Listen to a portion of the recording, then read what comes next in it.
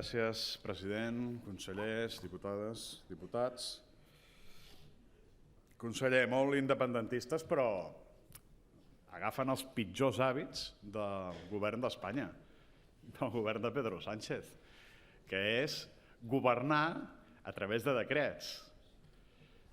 Sí, governar a través de decrets, senyor Aragonès, perquè vostès també són molt demòcrates i presumeixen tot sovint de complir allò que se li mana des del Parlament de Catalunya, però a l'hora de la veritat no ho fan. A l'hora de la veritat no ho fan. I si estem parlant avui aquí d'un decret per la retribució dels treballadors públics, és perquè vostès no han complert amb les seves obligacions. I n'hi recordaré algunes avui, sí. Per exemple, la de presentar pressupostos, conseller. Per exemple, la de presentar pressupostos. Se'n recorda que el dijous passat, o dimecres, ja no me'n recordo quin dia, vam tenir un debat sobre la presentació de pressupostos al Parlament? Doncs hi va haver una votació, també.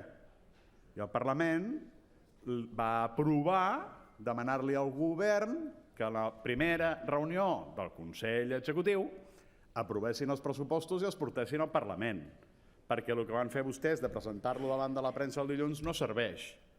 Vostès ahir van tenir reunió del Consell Executiu, no van aprovar els pressupostos. Per tant, tampoc fan cas del que se'ls mana en aquest Parlament.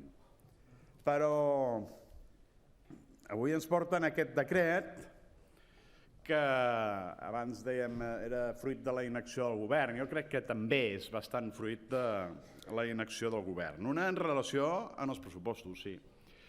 Una altra també en relació amb els incompliments dels acords del propi govern o del govern anterior, tant se val, perquè el govern anterior tenia un acord amb els treballadors públics que era començar a retornar la paga del 2013 durant l'any 2018.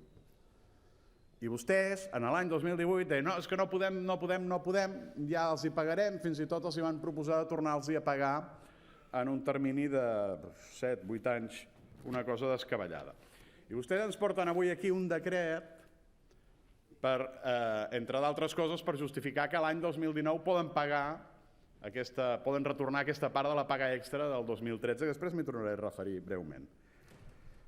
I en el preàmbul ens diuen, escolti, a l'octubre del 2018 els comptes de la Generalitat presentaven un superàvit de 429 milions d'euros. I no podien tornar el 10% de la paga de 2013. I per això van liar la que es van liar. Ara sí, ara vostès diuen, bueno, ara retornem aquesta paga extra. Escolti'm, crec que s'ha de tenir poca vergonya per venir aquí a dir que patim un ofec econòmic i que tot això vostès fan a l'esforç. Però de què ens està parlant? El conseller més ben pagat i més viatjat de tot Espanya. De què ens està parlant? Exactament, vostès es pugen també a través d'aquest decret, perquè això ja ho cobren els treballadors públics i el govern també. Vostès han pujat el sou des del 2017 un 5%. Per cert, els treballadors públics el 4,95%, perquè vostès arrodoneixen a l'alça. Clar, amb un salari de 115.000 euros, 115.234 euros amb 92 cèntims que tenen, ja no els hi ve d'aquest 0,05. Escolti'm, i ens diuen, i el retorn a les extres?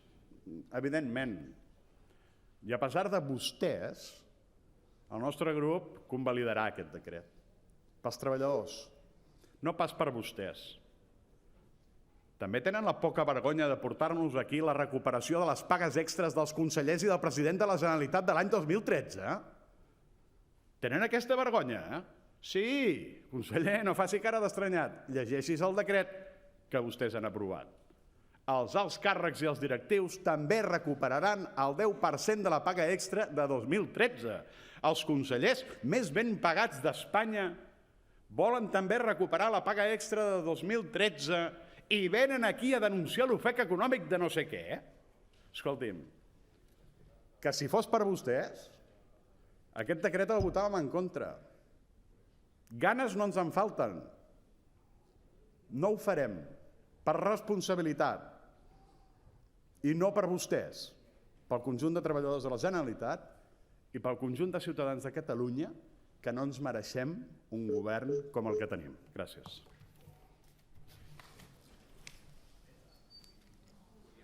Ara és el torn